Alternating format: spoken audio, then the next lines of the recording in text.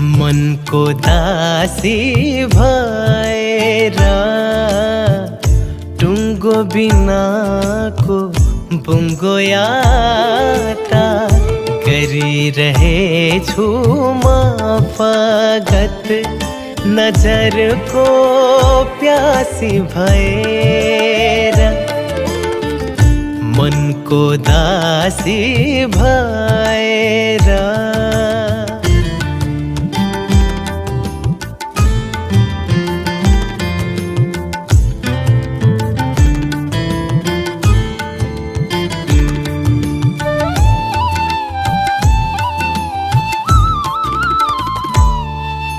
न भोक छ न शोक छ न रितो छ न सब थोक छ।